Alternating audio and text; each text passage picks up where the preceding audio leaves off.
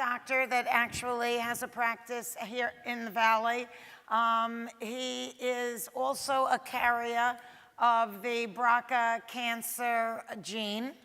And he's a OBGYN gynecologist. And so he is going to talk to us about everything concerning that part of the woman's body, from hormones to hysterectomy and everything in between. So please give a warm welcome to Dr. Ian Torres. I'm an OBGYN. I stopped doing OB about 10 years ago. And I haven't heard much political, so I'm going to start, and then I'm going to get political.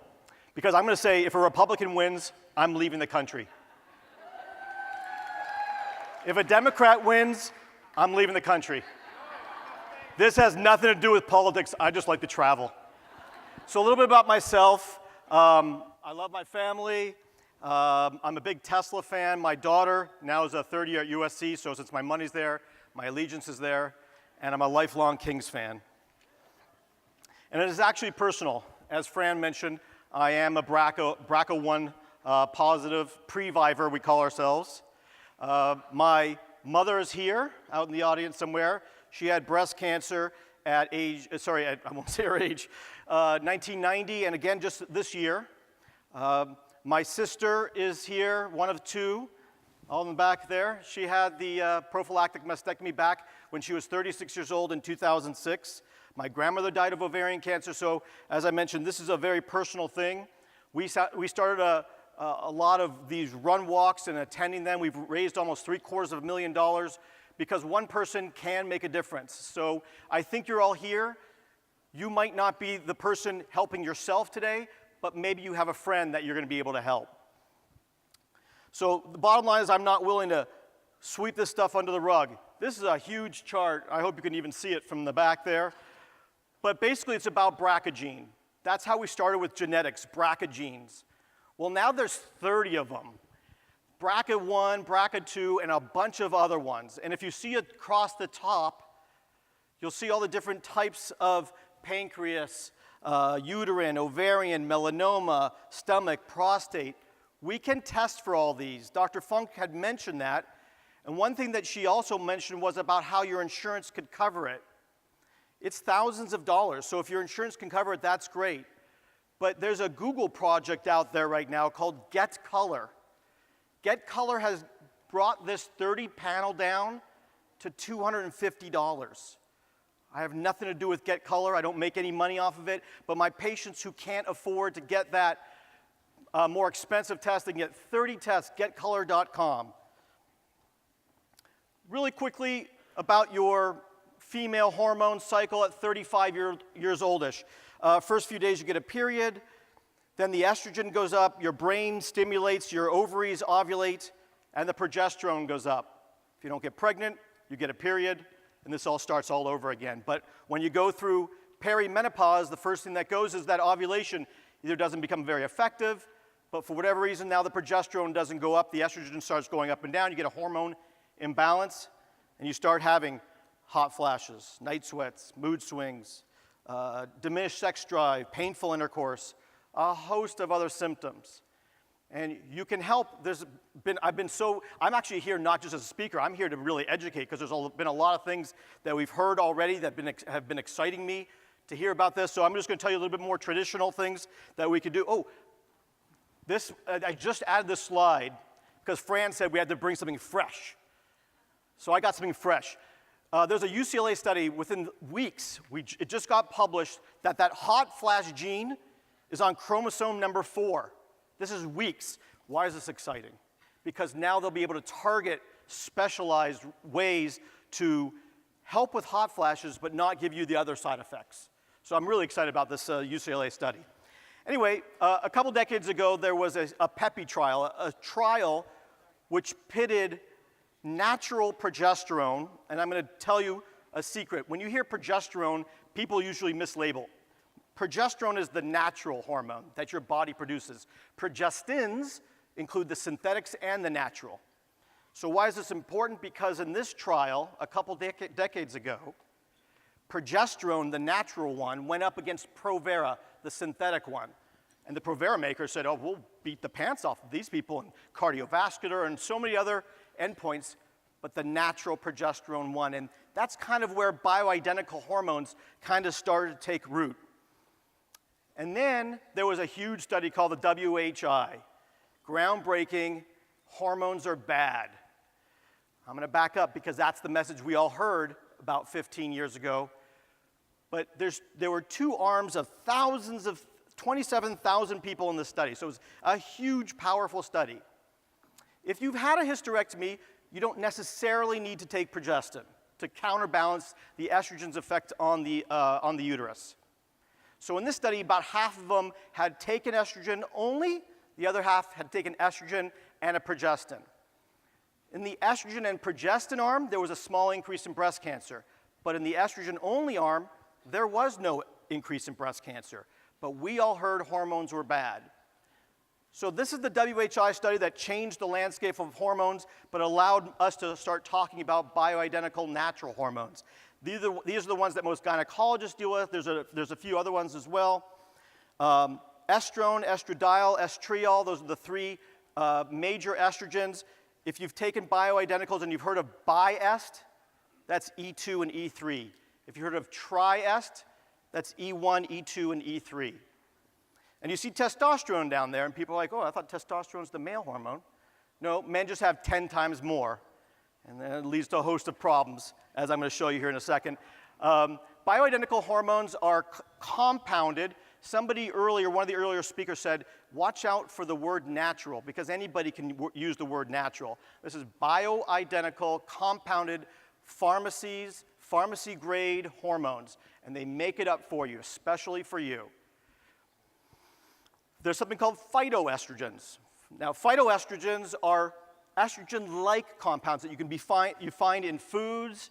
Some of the examples here are black cohosh, evening primrose oil, valerian root, and they can help, especially in the early times of perimenopause, where you're having the hot flashes, the night sweats. I usually say, try something natural. Try one of these phytoestrogens first, because if that's all you need, that's great. There's 31 different flavors of ice cream. You have to find the one that's best for you. I'm a Rocky Road kind of guy. I'm going to change gears here and talk really quickly about sex, because the pink pill is finally here. Now, everybody knows what the blue pill is, so the pink pill sounds like they've marketed this as the women's Viagra. It actually isn't, but it's the first female sexual libido pill that you could buy at a regular pharmacy. And that's groundbreaking, not because of whether this works very well or not because if it has side effects or not, but because it's hopefully opening the door. Because in 1953, we identified testosterone replacement for men. By 2012, there's 500 million prescriptions. Last night on the nightly news, you heard that maybe we're over-prescribing it. All this for men, and I am a man, so I'm here to say it's not fair. Viagra, 1991, for hypertension. And in 98, they approved it for men, for erectile dysfunction.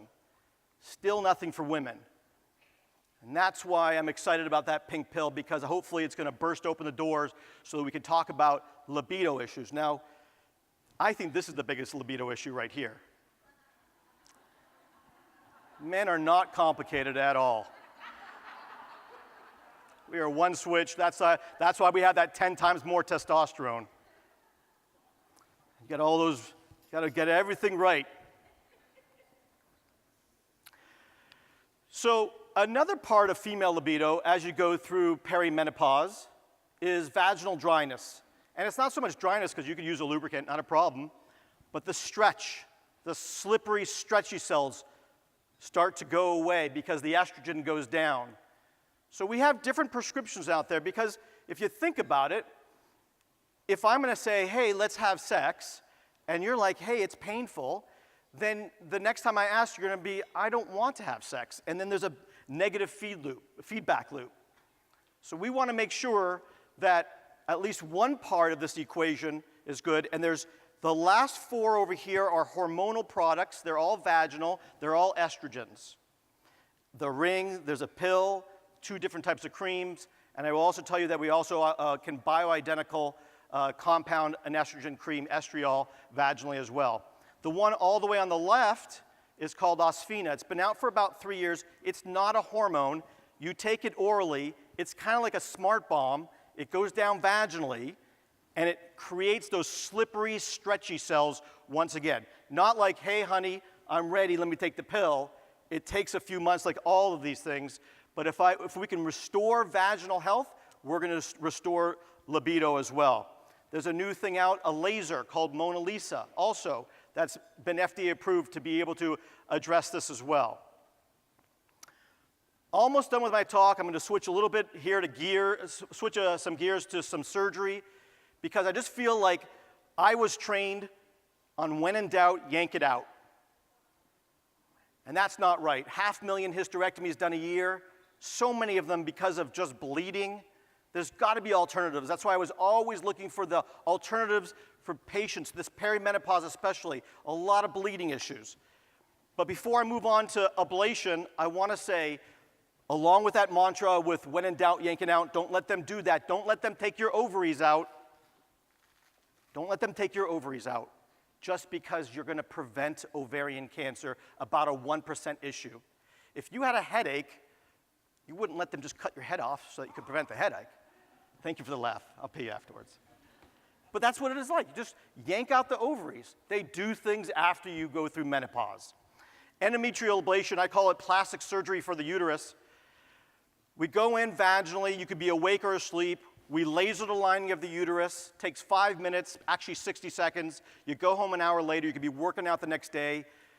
We started doing this at the end of the 90s with a global machine that had taken all the risks out. It's probably about an 85% effective tool. And what I hear from colleagues who I can't call my friends are, well, it's not 100%. And then they tell their patient, well, you know, it's not 100%, and you know, you could get cancer. We might not be able to see it. And they start scaring the patients, and then they're back to when in doubt, yank it out. So plastic surgery for the uterus. If you have a friend, if you're having bleeding issues, think about endometrial ablation. And almost done, but especially, and I know this is men and women, but I'm a gynecologist, so I focus on women. We so rarely talk about that other one, that colon cancer. Talk about breast and ovary. Talked about heart disease today. Colon cancer, that's a top 3. After 50, we're supposed to do a colonoscopy. Well, 2 out of 3 people do not do a screening colonoscopy. My dad, who was also an OBGYN, did his first one at 75 when he had problems already. He had colon cancer. So again, I'm telling all my patients after 50, get your colon cancer screen, get your colonoscopy. Like, I don't want to do that prep. I don't want to be drinking and be tied. I heard a friend had a perforation. I get it. There's a lot of alternative tests out there, but I call them 70%ers. This has been out for 3 years now, Cologuard. It's a 92% effective at picking up colon cancer. Colonoscopy is 95%. What do? You don't have to drink anything special, go anywhere special. There's so many other talks that talk about breast cancer and ovary cancer. If I could ask you just to take this slide home with you, I'll have done my job at hopefully saving one other person, because all you do is poop in a box. You poop in a box at home, you mail it away, and they DNA stool test you. They send the doctor the result within a few weeks. If it's negative, 3 years until you have to poop in a box again. If it's positive, well, then we go to colonoscopy, but Cologuard. Anyway, I just wanted to thank you very much. I think I'm the only speaker to go under my time today, so kudos to the back. There you go. Thank you very much. Appreciate it. So I surprised everybody. Question? Sure. Maybe you can go to the microphone right here. Sorry, there's a question here. I wasn't prepared. For our table here. Is this table 16? Yeah. Woo! Shout out! The breast cancer patients and those of us who are ER positive, so estrogen positive, what about those things you were talking about for people for breast cancer patients? Are there those hormone, those kind of gels? Because a lot of those things we can't do. Are there ones that we can do? Okay, so the great question. So the question is, if you have estrogen positive breast cancer, part of what Fran's trying to get across is not just about quantity of life, it's quality of life. And we're not giving you any quality. So I get that. So there's a lot of offline things that we can do. There's a lot of offline discussions we can discuss. Estrogen doesn't necessarily cause breast cancer, but it can feed a pre-existing one. So I don't have many problems with any of those vaginal solutions for my estrogen-positive breast cancer patients. And then I have to go fight with your oncologist, but I'm ready to fight that fight. So thank you. Also, there are some Chinese medicine alternatives that use food to help you with Acupuncture as well. Yeah, there are other, more alternative solutions to that as well.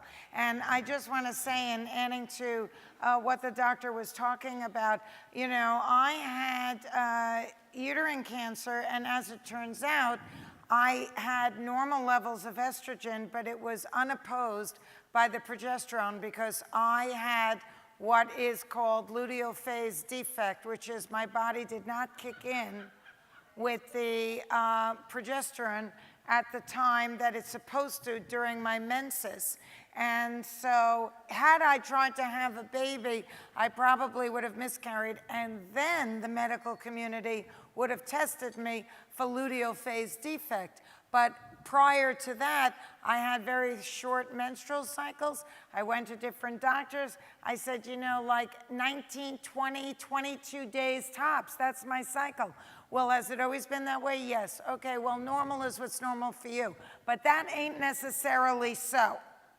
And so, they tested when I was having all these problems, and my face was breaking out. This was once I already had cancer, but it was going undiagnosed.